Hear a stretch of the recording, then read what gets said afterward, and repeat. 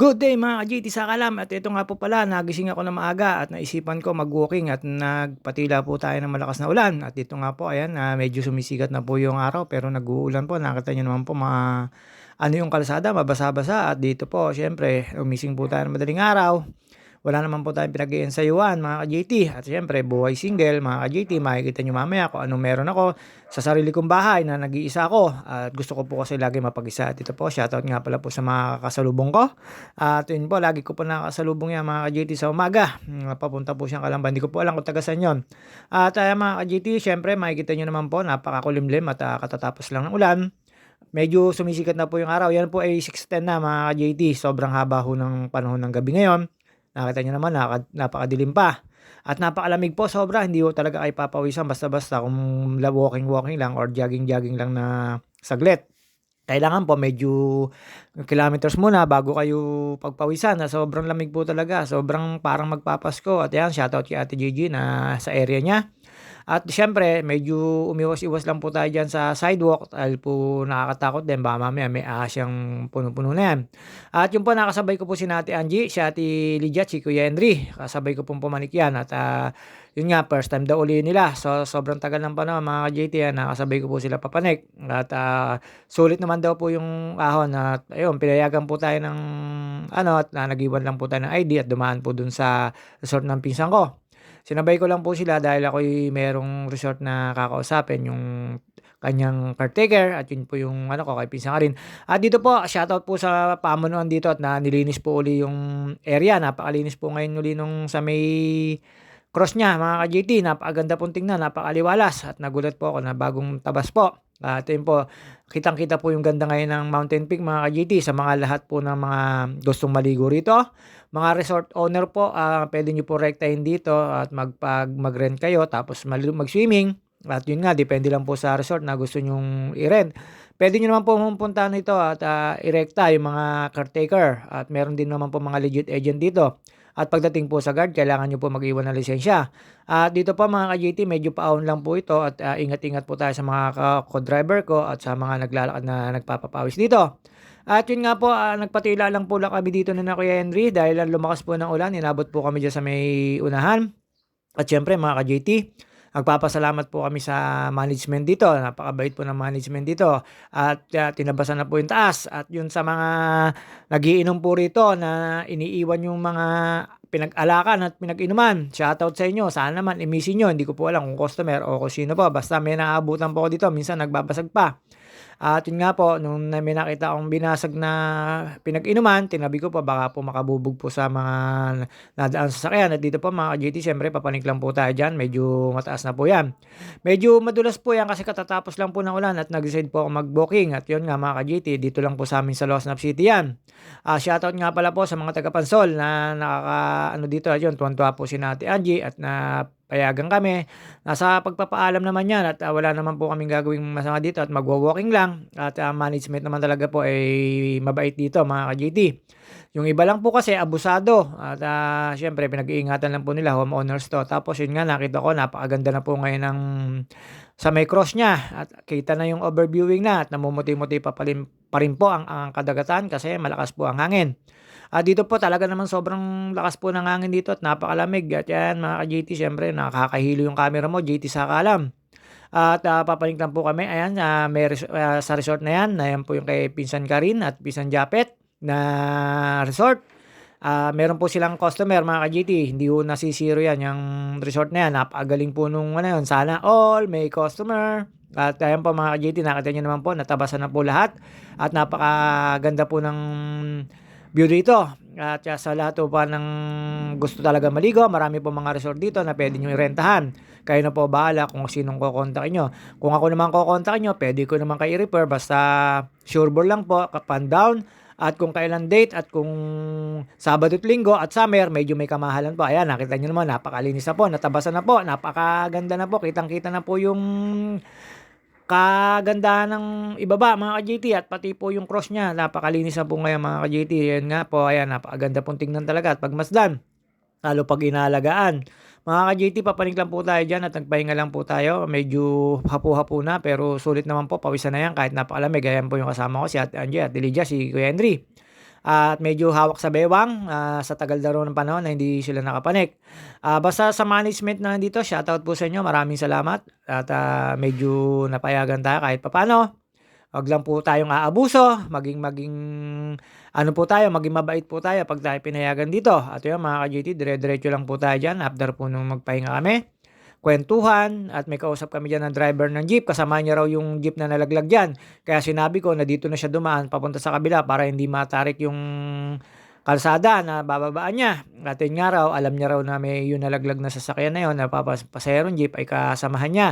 At dito po mga ka-GT, syempre aahon lang po kayo diyan tapos sa pagbaba niyo po diyan, medyo slight na po yung daan na yan mga ka-GT at meron po akong narinig na ibon. Tingin ko kinakain po ng ahas kasi siyap lang siya ng siyap, wala naman pong anuhan, baka ho kinagat po ng ahas or kinain mga ka-GT.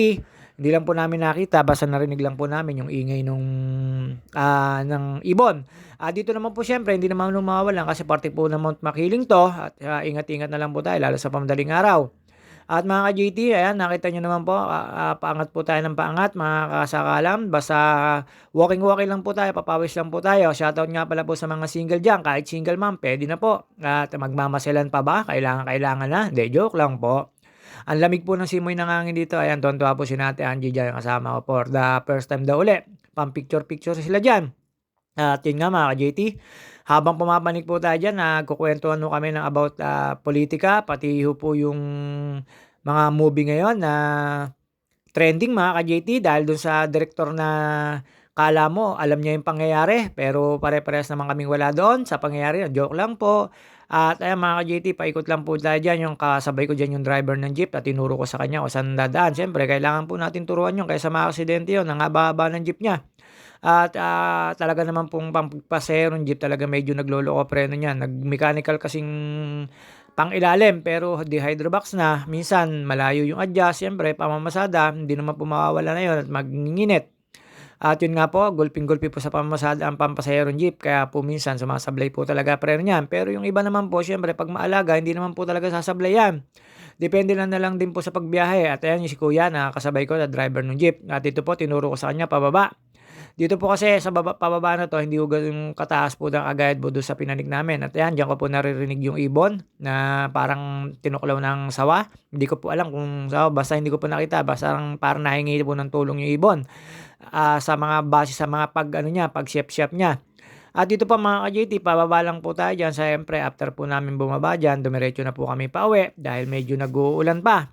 Dun nga po naghiwa-hiwalay na kami sa kanto. Pagdating ko po sa kanto, bising-busy na po ang lugar ng Pansol kasi po Sabado ngayon mga ka-JT. Pa-summer na po pati, excuse me po.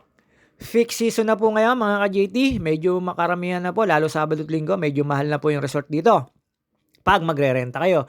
Pag bibilhin talaga mahal po. Basta pagka po maliligo kayo dito, magrerenta ng resort, tandaan nyo, Biyernes, Sabado, Linggo, medyo may kamahalan po yan. Lalo pagka fixed season mga ka-JT, yung summer, yung talagang kadamihan po ng bakasyon.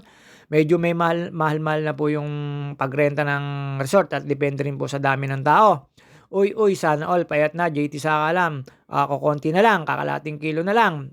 Pwede ka ng hindi mag-diet, basta na-achieve mo na yung 75 kilos at yun lang ang nakalagay sa weight mo tsaka sa height mo na yun ang dapat weight mo. At yun nga po mga ka-JT, siyempre takot po tayo sa atake at RIP nga pala sa aking kaibigan, sa kaibigan ni Ate Monet at BFF nila Amparo, Mr. Warren Puwa. Condolences sa our family. At yun nga po, nabalitaan ko lang po siyempre, nakita ko lang po sa mga post, nagulat po, kausap ko po nung nakaraang linggo pa, napapasok ng trabaho. At yun nga mga ka-JT, at dito po siyempre nakakalungkot to, napakabait po ng tao na yon. At dito po, pababa na lang po kami at may nahanap si Ate Angie diyan, si Kuya Cardo. Ayun nga pala, sa may kanan, yung may magandang resort pala yung bantay niya. At yun nga, nagba-vacuum siya, tapos darating daw ata yung boss niya. At ito, pababa na po kami dyan mga JT. Pagkababa ko po dyan, siyempre, nag-iwalay na po kami sa kanto. Pagdating po sa kanto, ito, busy na po yan. Ayan, si na lady, napaka big time po niya. Nakita niyo po yung paninda niyan. At siyempre, natsyempohan niyo yung New Year at Christmas, kaya medyo big time po yan mga ka-JT. At ang dami na pong ipon yan. Baka makabili po ng kotse yan si Lady Cuevas. Pinsan ko naman po yan sa tatay niya. At ito mga ka-GT, umulan-ulan po. Medyo baha pa po, dire-diretso lang tayo. May bilihan ako diyan ng papaya kaya lang ayoko po magpapaya kasi kakakain ko lang nung nakaraang linggo pero napakasarap po niyang prutas na 'yan, panlinis po ng tiyan 'yan, ang pagkakaalam ko. At ayan, mekos-mekos lang po tayo diyan, wala pang mga Full Legend. Sabado po ngayon kaya busy ngayon 'tong kalsada na 'to ng papasok ng Losnap City mga ka-JT. Nakita niyo naman po, medyo maraming tao na po, mga namimili 'yan, mga customer po 'yan. At may dumaan pong hindi natin kakilala at ito po mga ka-JT, dire-diretso lang po tayo at nagmamarites na po tayo. Si JT Saka lang po ay tsumi-tsismis na dito at wala pa pong mga full agent dahil maaga pa. Pero marami na po ako nakikitang mga customer na pumapasok, lumalabas at mga namimili mga ka-JT. At dito naman po hindi naman kayo mahihirapan at wala naman po mga masasamang loob dito. Ang masasamang loob dito ay hindi nakakalabas po. Automatic po napapagtulungan ng taong bayan at taong baryo rito sa Pansol. Galit po kami sa mga masasamang elemento mga ka-JT. Totoo po 'yon. Lalo po yung presidente dito napakabait ng PTGA. Galit na galit po yung sa mga masasamang elemento kaya huwag kayong magtatangka na pumasok dito. Nako, mabubudol kayo dito. Yun nga po sa lahat po ng gustong maligo dito. Marami po resort dito at marami pong full agent na legit. Marami rin po legit na mga ahente sa Facebook. Pipili na lang po kayo. Ayun, nadaanan ko si Pisang Kadyo. Binigyan ako ng trabaho noon na 1 week. At ayun, nakachat ko na po yung boss niya. At shoutout nga pala po sa mga taga-Pansol dito. Ayan na po, marami na po mga agent. At si Tobits na lagi ko po nakikita. Ayan ni kababata po natin si Tobits, si Bito Castillo mga ka-GT. Papasok na po tayo dyan sa may aming resort. Siyempre magpapakit po tayo dyan mamaya sa resort namin na free. Sa mga wala akong budget, pwede po kayo doon. Pwede po kayo magbinalot. Basta yung pinagkainan nyo lang ay inyong liligpitin. Nakakayaw sa mga taga rito pagka kayo mag-iiwan pa ng pagkain nyo rito. At dito pa mga ka-JT, yung ilog na yan na ginaganap dyan ay taon ng pesta ng ilog. Lagi po may sounds dyan. Tapos may mga, syempre, inom-inom ng konti, kainan, tambayan, ligo, sayawan. Nagiging big event po yan na pesta ng ilog mga ka-JT. Sinimulan po yun ng Abilars mga kasakalam JT. Dati basaan lang, inuman. Pero ngayon, liligo na kayo kasi ang dami na po may mobile na po. Mobile net. Sorry, tao lang po. At ito, papasok na po tayo para chumismis ng gusto. At pagpasok ko po dito sa lugar namin, hindi na po ako nakachismis kasi kukunti po ang mga kamarites ko. At alam niyo naman po, marami po tayong ka-Tupperware dito mga ka-JT, kaya tina-Tupperware ko na rin po sila. De joke lang po. At dito po mga ka-JT, syempre magpapakita po tayo dyan. Nakita niyo naman po, napakalinis. Marami pong isda dyan sa loob, sa sa ilog na yan. Isang naman dyan mga ka-JT. At yun po, bagong gupit ka. Para kang sundalo, mga ka-JT Saka alam. Papasok naman po tayo. Nakita ko si Manang dyan, si Ate Beday, at ang mga ng simbahan. Sakay ng kay Ate Sana. At paglampas ko po dyan, inutusan naman ako ni Ate Baby. Bibili ko lang daw siya ng 3 pandesal kesote. Napakalayo naman. Babalik sana ako. Pagbalik ko, wala na siya dyan. Mga ka-JT, bibili ko sana isang supot na pandesal. Hindi, nagbibiro lang po siguro si Ate Baby. At ito po, dire-diretso lang po tayo dyan. Naghanap na tayo ng kamaritesan ko dyan. At syempre, excuse me po. At alam niyo naman po, dito sa Purok ko, marami akong kagaya rito na chismosa-chismosa. At papasok lang po tayo. Nakasalubong ko si Kuya Mario. Yung mga binabanggit ko po, yung mga taga rito yan. Si Kuya Larry, mga dating konsyal dito yan. At syempre, may kilala akong secret. Ari ko po kasi ang asawa nun. At yun nga mga ka-JT, tumismis lang ako. Ayan, pupuntahan ko na po yung kanyang may bahay. At ito po, wala po ata siya dyan mga ka-JT. Hindi, nandyan lang po. Kaya lang po, syempre. Giniginaw. Lagi na lang po nakakatingin ko yan. Ayan, yung asawa ni Kuya Larry. Tapos si Panlolong Talong, John Mico Eggplant. Ayan po, chumichismis-chismis lang po tayo dyan mga ka-JT. At isang ina naman ulit. Inano ko lang po yung tindahan. At syempre, pumunta po ako dun sa isang nagluluto para po mangamoy, para madala ko na po yung mga binalutan. At after po nun, nagbihis na po ako at tumambay lang po ako mga ka-JT. At may pinapanood po ako dyan, yung JT Saka alam na vlog. Kahit papano, sinusuportahan niya yung sarili niya. At syempre, wala namang ibang susuporta kundi yung sarili niya. At shoutout nga pala po sa mga nanonood at naniniwala at tumatangkilik sa akin at sumusuporta. At sa nagpa-follow po sa akin at nakapollow, maraming salamat po sa inyong lahat. This is JT Saka alam, very appreciated. At sa lahat po na hindi ko nababate, pasensya na po, medyo nalilimutan lang po sa pag-edit mga ka-JT. Habang nakatambay po ako dyan, syempre nakikinig po ako ng mga nagmamarites sa labas ng bahay. Kasi ano pa ba dapat gawin ni JT Saka alam na pagkaganto nasa bahay siya? Kundi ang chismis, ang kapitbahay ng sarili mag-isa. na mag-isa ko pong chinichismis ang kapitbahay ko. Sinisiraan ko po yung mga kapitbahay ko sa sarili ko. Kaya lahat po na nasasabi ko sa kapitbahay ko, hindi po nila malalaman at hindi po nila malalaman din sa iba kasi sa sarili ko lang po chinichismis yun. Ang hirap kaya magchismis sa sarili mga ka-JT. Pero pag nagawa nyo po, may peace of mind kasi hindi po kakalat. Nasa sa'yo na lang po kung gusto mo ikalat mga ka-JT. At syempre pagkakatiwalaan mo yung sarili mo kasi yun lang naman lagi mong kausap. Dito po sa aking crib mga ka-JT, talagang lagi po ako nag-iisa. Sarap lang po pagka ako'y tinawagan ng ate ko at pag kaya panay ang bike ko, panay ang gala ko. Kaya panay ang video ko kung saan man ako mag-walking. Yun lang po talaga yung everyday na ginagawa ko at hindi ako napayag na hindi ako pagpapawisan minsan sa isang araw dahil po napakasarap pong pagpawisan. Ang hirap po kasi nang maintain mo na yung sarili mo lalo't nasa edad ka na. Ayan, nakita nyo naman po, umiilaw-ilaw pa. Hinahanap ko po yung JT Sakalam na vlog. At syempre, tambay lang po tayo dito sa Marites na to. At ayan, shoutout kay Boss Ron Curry, kay Adel at kay Beans.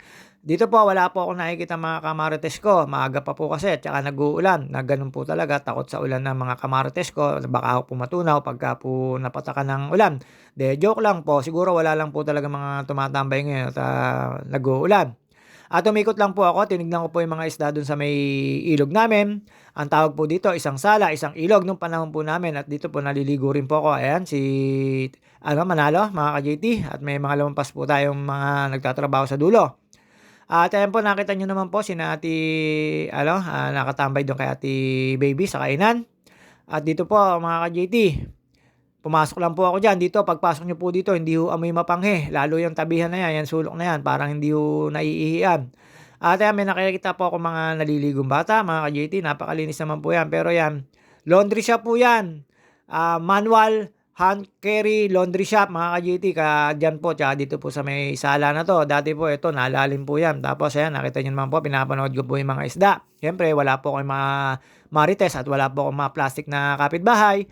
Kaya ito po ayan pinaplastic ko po yung mga isdang tilapia po yan. Hindi ko po alam kung arroyo basta napakarami po yan. Ayan, kung makikita nyo po yan lalo pagka nasa personal po.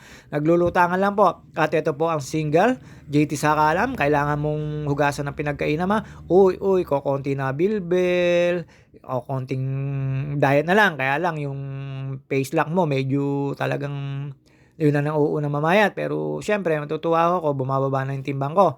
At hindi ka kulay orange kahit saan kang dilim makita. Kitang-kita ka JT Sakalam. At after ko po manood ng JT Sakalam vlog, ayun nga po ako'y naghuhugas ng aking mga pinagkainan. Tuwing umaga po lang ako nakain at minsan nagra-rice, minsan hindi po. Pero malimit ko pong kinakain. Siyempre, sobrang takot na po tayo. Baka ma-heart attack tayo o ma-stroke. Mahirap na po. Baka magkamali, one hit, ang sarap-sarap pa humabuhay, lalo pag ganito po ang buhay na kokonti lang yung iniintindi at kokonti lang iisipin mo, lalong-lalo na pag ganitong kagaya ko na walang isip mga ka-JT. Uy, sana all, walang isip. At dito pa mga ka-JT, pagkatapos ko po diyang magugasan ng mga pinagkainan ko mag-isa at gusto ko mapag-isa. Kaya ayun po, hinanda ko naman po yung pambinalutan ko. Sa mga nakakaalam po ng binalutan ko, yung marimbiray ko lang po, tsaka yung pinsan ko, si Chat. Ang may alam, isang A naman dyan. At inahanda ko na po dyan yung aking binalutan. At syempre, suporta po tayo sa JT Sakalam video. At ayun po, nakita nyo naman po, kinunan ko naman po yung lugar na aking pinagmumulang crib mga JT. At dito nga po mga ka-JT, syempre medyo nag-aantay-antay lang po tayo kung luto na ba yung ating kukuha na binalot pero wala pa pong signal dahil po naulan-ulan pa at maaga pa mga ka-JT. At ayan nga po mga ka-JT Sakalam, nakita nyo naman po yung lugar ko, napakatahimik at wala po tayong kamarites. At wala po akong pa-plastic yung kapitbahay. At din po, ayan, nakita nyo naman po, si JT Sakalam to sikat na to pero laos na kagad, di pa sikat mga ka-JT. Joke lang po. Hindi ko kailangan natin magpasikat basta ako natutuwa lang po ang video ako ng video sa bawat pinupuntahan ko. Yun nga po, wala mo nagbabawal sa atin. At syempre sana po napapasaya ko yung mga nanonood sa akin at sumusuporta. Ayan, nakita nyo naman po, wala. At wala din po sa kabila mga ka-JT.